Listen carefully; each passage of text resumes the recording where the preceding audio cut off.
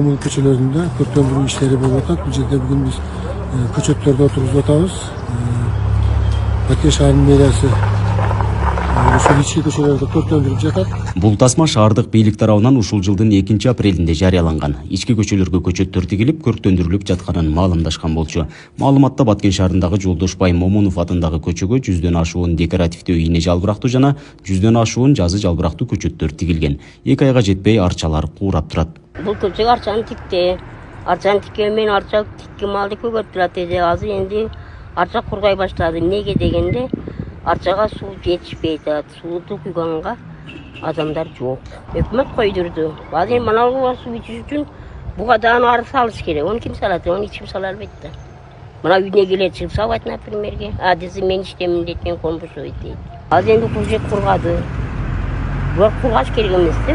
Сууду утуруп куюп турса, hiç olsa bir haftada 2 жолу куюп турса, bir çelikten куйгандай эмер бул көктөп келиши мүмкүн эле. Бул көчө жакында эле кеңейтилип, жолдун 2 тарабынан да суу агуучу арыктар курулган. Бирок көчөнүн башынан аягына чейин бир да жеринен суу агып чыкпайт экен. Тигилген көчөттөргө бир тамчы да суу жетпейт. Чакалап суу куюу керектигин жергиликтүү бийлик тургундарга кайрылып жатат. Башкача айтканда көчөнү бойлой курулган арык дарактарды суугаруу үчүн максатталбаган. Тешиктери бар алардын баарын. Анан баягы жок жерлерде мен жанагы суранып кеткеним элдерден эртең менен кечине чыгып аттан ошол лотоктон бир чакага суу алып туруп куюп койсо, өзүчө айтканда чилеке суу куюп койсо жакшы болмок да. Бирок биз өз куюп атабыз, жетишпейбиз.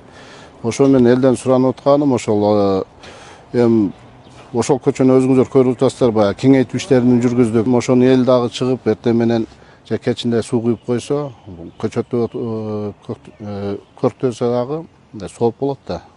Көчөттөрдү мэрия тарабынан жарыяланган тендердин негизинде жеке ишкер алып келип берген. Куурагандардын ордуна кайрадан жаңылоо ошол ишкерге таандык дешкени менен анын милдети сатып алып жеткирип берүү менен эле чектелгендей. Анткени тигилгенден кийин жеткиликтүү сугарылбай куурап калганы айтылып жатат.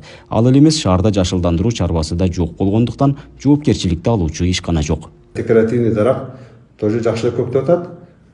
Ошол эле маалда берки арча кыйналып атат. Мындай айтканда, мүмкүн биздин климатка кичине туура келбейби?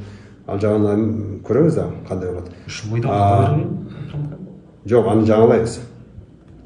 Кеткен чыгымга ким жооп берет аны? Кеткен чыгымга ошол уткан неме өзү да келип көрүп мек кылып атат.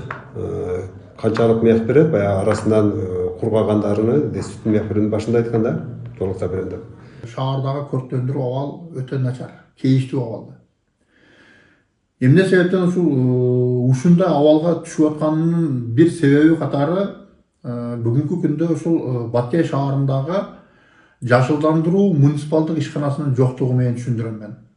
Себеби жашылдандырууга бир мекеме жоопкерчилик алыш керек. Аны тиккенден кийин суу коюш керек, чабыш керек, аны путаш керек, өз мезгилинде ухат кылып туруш керек. Аны тигип эле койсоң өзүнөн өзү көктөбөйт да. Жашыл мурастын алкагында быйылкы жылы шаардык мэрия 245 даана ийне жалбырактуу дарактарды тегишкен. Жергиликтүү казынадан жыл сайын 350 миң сом бөлүнүп, бул каражатка жогорудагыдай көчөттөр жана гүлдөрдү отургузуу каралган. Ушундай эле иштер келерки жылы да аткарылат. Нургазы Жайнаков, Регион телеканалы, Баткен облусу.